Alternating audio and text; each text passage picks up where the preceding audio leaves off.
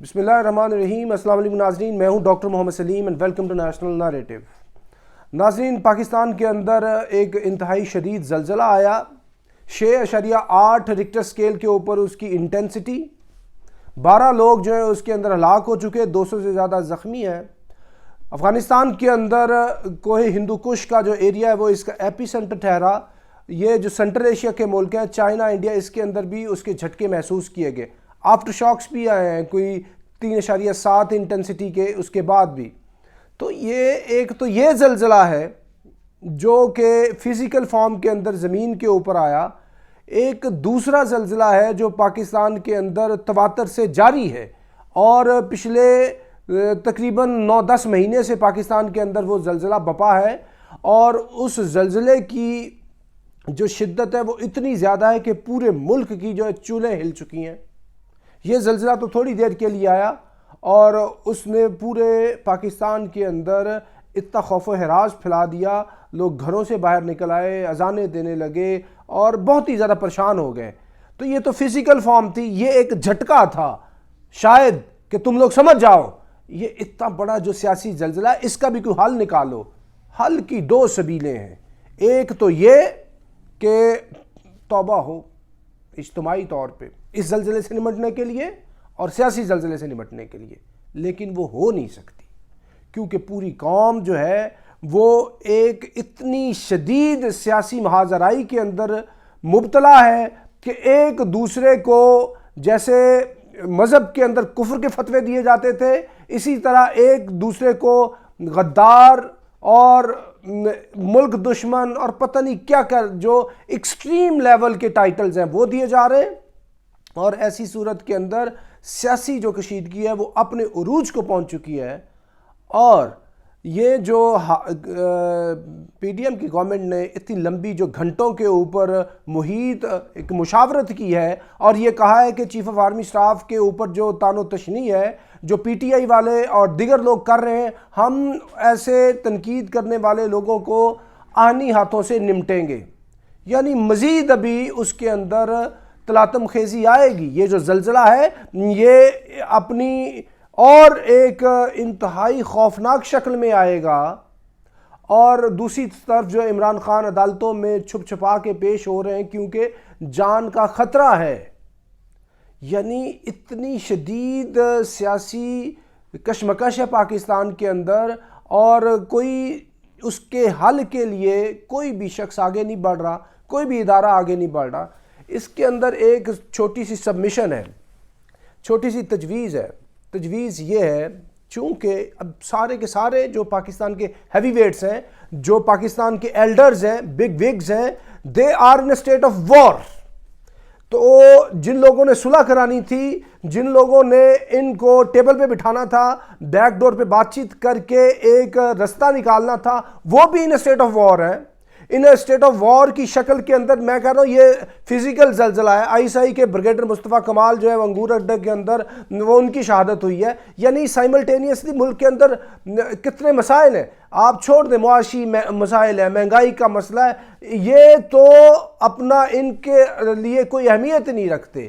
ان کے لیے اہمیت ہے تو وہ ہے اپنی سیاسی جنگ کی۔ اس جنگ سے بچاؤ کا کیا طریقہ ہو سکتا ہے؟ طریقہ صرف اور صرف یہ تھا کہ کوئی بڑا ان کو ٹیبل پہ بٹھاتا، تو بڑے تو آپس میں لڑ رہے ہیں۔ تو ایسی صورت میں ایک طریقہ ہے، وہ طریقہ یہ ہے کہ جب ہم سارے کے سارے بے حیثیت قوم فیل ہو چکے ہیں کہ ہم یہ اتنی بڑی سیاسی جنگ کو ختم کرنے میں ہم ناکام ہو چکے ہیں، تو اس کا ایک رستہ ہے۔ وہ رستہ یہ ہے کہ پھر ہم کسی باہر کے ہیوی ویٹ کو ریکویسٹ کر لیں کہ وہ آ کے ہماری صلح کرا دے۔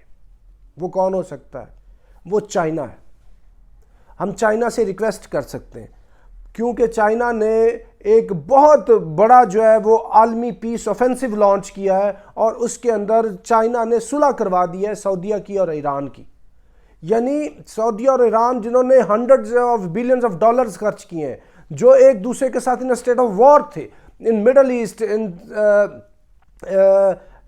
دا گلف ریجن، مطلب اتنی جنگ تھی جس کا کوئی حال نہیں ہے۔ 2016 سے ان کے آپس میں سفارتی تعلقات خراب تھے، لیکن چائنا نے آگے بڑھ کر ان کو آپس میں بٹھا دیا ٹیبل پہ، ان کی صلح کرا دی، اور اس صلح کی کوئی قیمت بھی وصول نہیں کی۔ یہ نہیں کہا کہ میں نے ادھر تمہارے فوجی اڈے بنانے ہیں، میرے سے تم اسلحہ ہتھیار خریدو، میرے سے فلاں چیز کرو، فلاں کرو، ناٹ ایٹ آل۔